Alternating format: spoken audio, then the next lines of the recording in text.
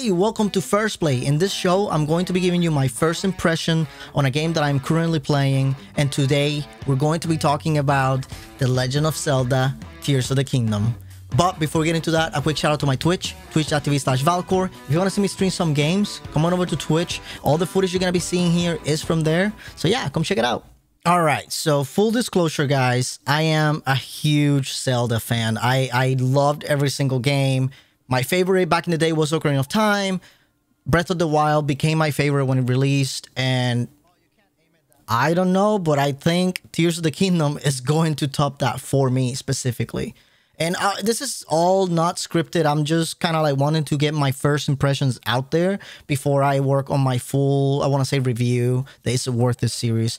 But I kind of don't know where to start because I've been waiting for this game for a long time. And I'm sure a lot of you have because this is a very, popular game.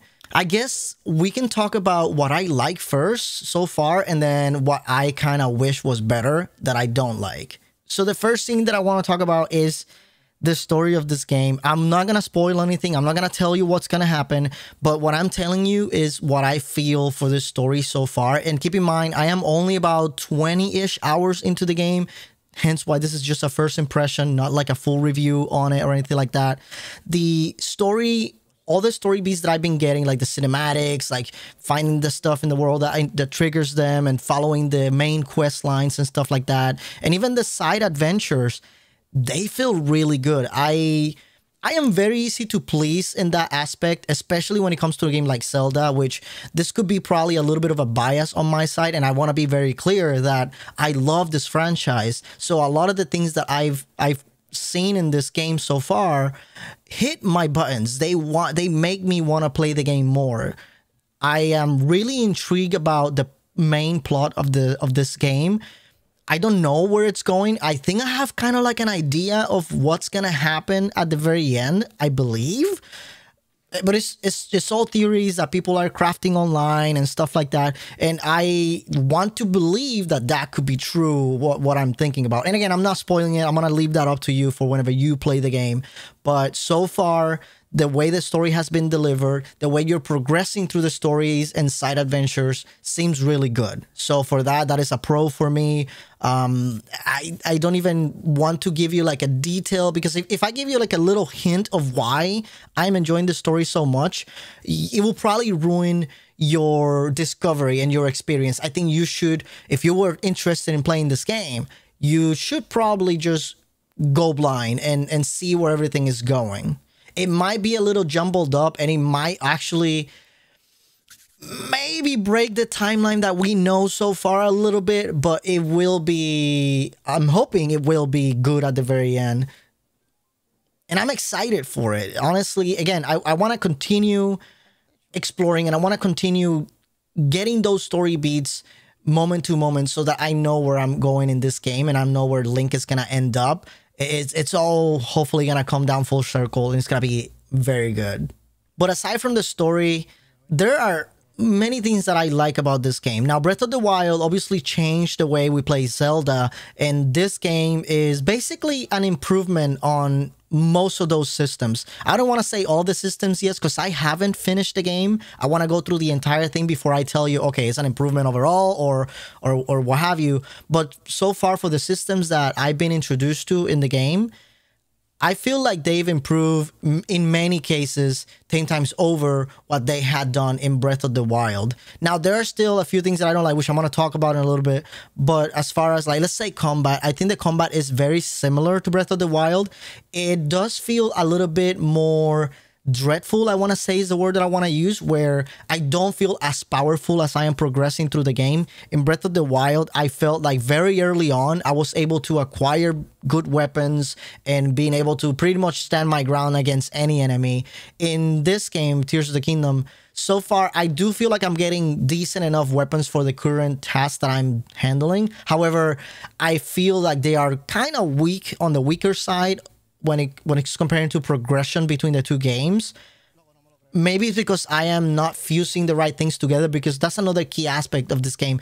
You don't just get the best weapons out there in the world anymore. I don't even think most of the big enemies, harder enemies, drop all of their weapons. In fact, I just fought a Lionel, which is one of the best enemies to farm weapons from in Breath of the Wild, and I did get like a cool bow and stuff like that, but I mainly got a piece that I can fuse into one of my existing weapons to make them better. And it overall feels like, yeah, it is an improvement. Of course, it's a great attachment for a weapon, but they are very fragile. They don't last as long.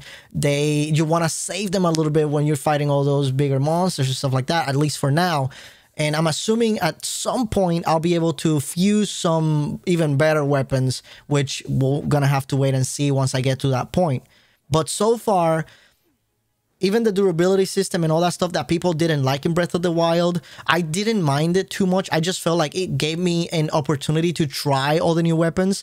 And I believe right now, Tears of the Kingdom is making me try different fuses with different weapons, see what works, see what doesn't, and stuff like that, which I think is pretty cool, very interesting.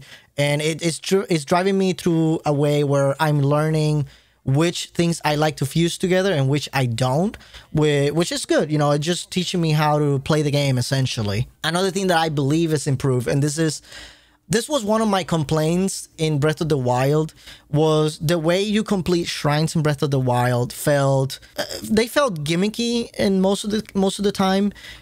In Tears of the Kingdom, there's some aspect of gimmicks being played on those shrines, but I feel like I have to think more than what I had to think on Breath of the Wild. Like, I feel Breath of the Wild kind of like held my hands in most of them. In Tears of the Kingdom, I feel like I am allowed to make my way into solving the puzzles in those shrines. I think that is an improvement overall. The aesthetic is, in my opinion, better than what it was in Breath of the Wild.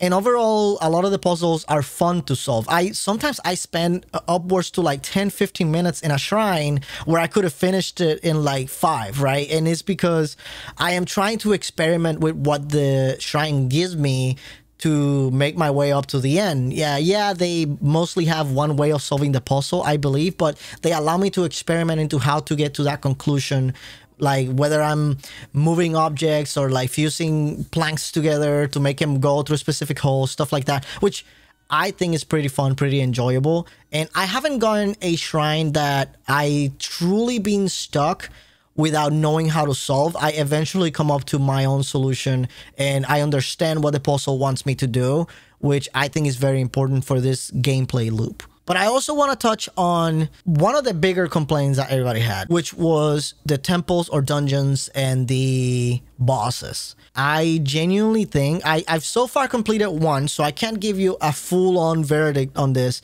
but the dungeon I did was the Rito. I guess it's a temple, it's a dungeon. I don't know what they're calling it now. I don't remember. I believe it's a temple. It's up in the sky and whatever, and you're using the wind and you have a companion and stuff, which I don't want to give you too much, but you need this to go through the end.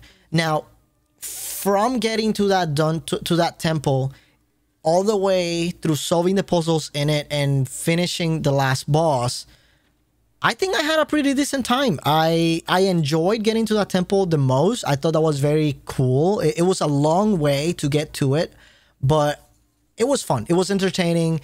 It was not completely challenging, but more of a how do you get to this spot type of thing. Kind of like I don't want to say it's a puzzle either. It was just a traversal puzzle, if you will. Like, how do you get from one place to another? And it took me a little bit of time to get there, mainly because it was so long, right? But I thought it was enjoyable. It was something different than from other games. It reminded me of the very first time I went and did the water temple in Breath of the Wild, where I was very impressed how you unlock the temple, essentially, the divine beast.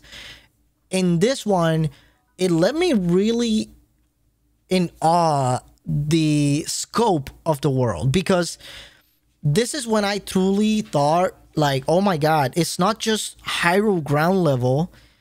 The sky is huge. Like it's big, it's insane. And I don't know if this is like an instanced area. I don't know if it is a completely instanced closed off section, or if you're just open up in the world and you can pretty much fall all the way to the ground.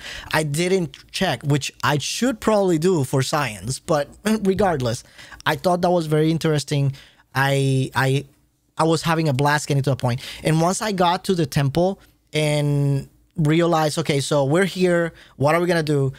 It followed the same formula that Breath of the Wild did. You have, I want to say 5 locking systems, just so I don't give you like a huge spoiler, but you have basically 5 switches to activate, and you have to work your way through the temple. I don't know, I think it was fairly linear. I don't think I could just go to switch 3, let's just call it that, and then go back to switch 1. I don't think that's something that you can do. It did feel pretty linear. However, it wasn't too bad, and it didn't overstate its welcome. I think it lasted a very good amount of time for me to figure out the first one, and then after that, it was pretty much, you know, one after the other. It wasn't too bad at all. Now, this is where it blew me away. Once I unlocked my boss fight, essentially, once I got to that point and I fought this enemy, I was really surprised, because it's not just a regular boss battle where all you have to do is you know, avoid an attack and just attack back, you know, kind of like defend yourself. It was more of a puzzle type of fight, if you will. You have to make sure certain things happens, and by the way, at this point you're like flying all the time with your companion. That's that. I want to give you that, because if I don't give you that, I'm not gonna give you enough context to understand. But you're basically always in the air while you're fighting this enemy. You have to manage your stamina, you have to manage your glide, you have to manage your dives, you have to obviously avoid some obstacles and some attacks from the enemy. And it has 3 phases. Phase 1 was very simple. You just, you know, find out your target, you hit your target, and then it moves on to second phase, was more of the same. But then third phase, it added a little bit more difficult while giving you more obstacles that you have to manage before you were able to do damage to the boss. And at the very end, it was very satisfying the way that it goes through. I enjoyed that a lot. So it made me appreciate the work that they put in this temple, because I don't think the temple was the star of this area. I think it was the boss. I think the boss was the showrunner for this area. Like it was so good. It was so satisfying fighting against it and beating it, of course. And then at the very end, when you start getting that mainline progression story, I was just shocked at what I learned, and I was like enjoying myself a lot. I really, really, really liked it. Besides all of that, you know, the open world still's the same as Breath of the Wild in a way. Like the Hyrule is not one-to-one, I don't think. I think there's a few differences here and there, but for the most part, it's very similar. And you have not only that level playing field, you also have, again, the sky. The sky is huge, but there's another area that people have been kind of like sharing around, which is the depths, which is basically the bottom of Hyrule. It's underground. It's everything on the ground. And it is very dark and scary. I'm gonna say that. I haven't explored too much. I've only did like a side adventure. I don't know if that was a side adventure or a main quest, where they sent me down there to find something and teach me how to work through there. The enemies are way harder than in the top in the surface, and it felt challenging enough towards where, okay, I need to take some time before I actually just go around and explore all this, rather than, oh, you know, this is Breath of the Wild 2, let me just go here first and then I'll do the, you know, I feel like I do want to get powerful before I go down and explore more in the depths. Overall, the scope of the game seems 10 times bigger than Breath of the Wild. It seems very, very, very big. It seems like there's a lot of content. With the Koroks are back, you know, we're going to be doing those things. And I think the Koroks this time around, at least for now, I don't feel like they are too cluttered for me. I feel like they are pretty spaced out so far. Maybe because I haven't found too many just yet. But I do know, obviously, I can recognize, oh, this is a Korok 100% of the time. And, you know, it does pop a Korok for me. Some little puzzles here and there, it doesn't take you too long. The traversal in the map this time around is very cool, because not only you have your horses to go around and, like, you know, your surface level, you could glide a lot more. I feel like I can glide more places, especially since I can land in the sky islands and kind of like move through there and then go down to another spot, which is really cool. I think that is a welcome addition. I haven't explored too much of the depth, but the depth seems to be like a very open area as well. I will get back on that once I get my full review, because it's gonna take me a long time to finish this game. I do want to talk about some things that I don't like. And this is mostly, the first one that I want to talk about is mostly a Switch limitation. Let's just call it that. I hate that this game is 1080p, and I hate that this game is not running at 60 FPS. At the very minimum, I would expect Nintendo next time around for the next generation to not just do for 1080p. I want to be able to do 1440p. I want to be able to do 60 FPS at the very least, and have better visuals. Like, I'm not saying Breath of the Wild and Tears of the Kingdom look bad. I mean, I think that's an art stylized method, right? Like, that's the way they wanted the game to look, and I think it looks good. I enjoy how Breath of the Wild looks. However, not Breath of the Wild, sorry, Tears of the Kingdom. However, I don't see much improvements against the first game. And in fact, in some places, I think it looks worse than the first game.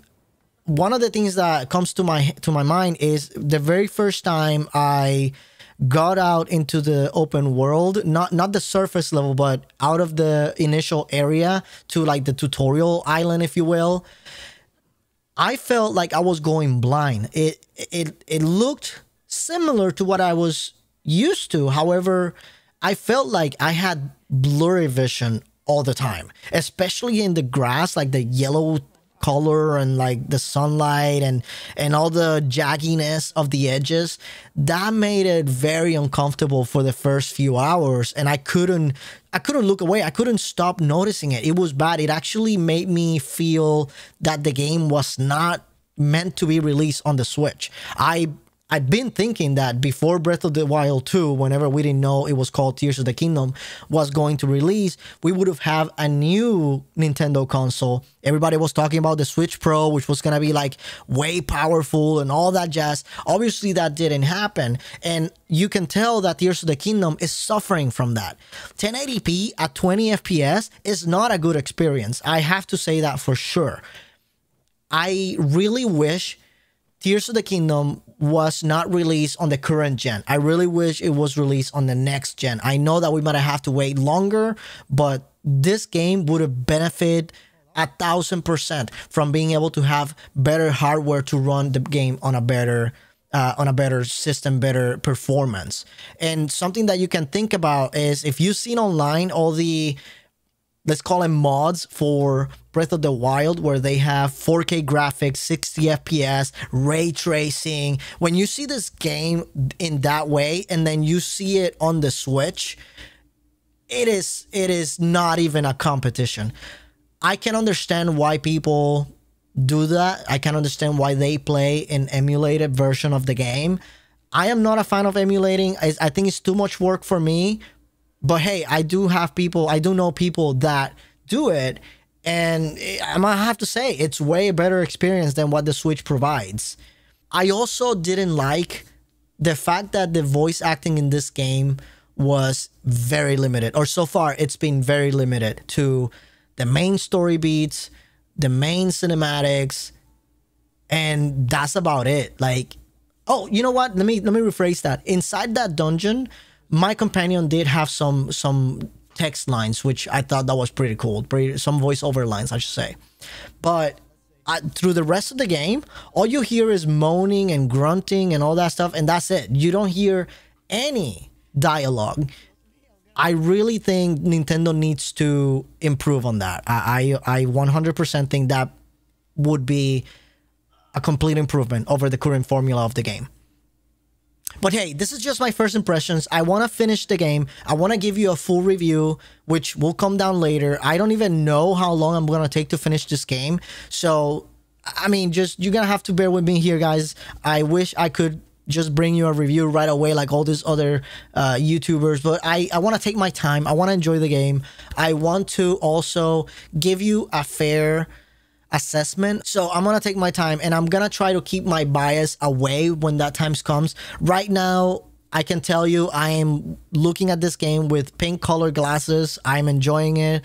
I'm enjoying rediscovering Hyrule, and the story looks like to be pretty good. So that about wraps up this episode of First Play. I think this is gonna be a common thing. I hope that I can finalize a format. I don't want to script these ones. I want to be able to just give you my thoughts as they come around and ramble a little bit before I give you a full formatted video.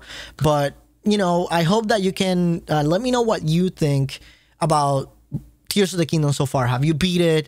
Are you enjoying it? Do you think it's worse than Breath of the Wild? Do you think it's an improvement overall? I want to see what you think. I want to hear or read what you think in the comment section down below. So make sure to do that. And remember, I am playing this game currently. So if you want to play or like play alongside or kind of like hang out while I do that and kind of like, you know, give me your thoughts on it live on Twitch. So go ahead and check it out on twitch.tv/Vahlkor. Link to that in the description down below. So anyways, as always, guys, my name is Vahlkor, and I'll see you next time.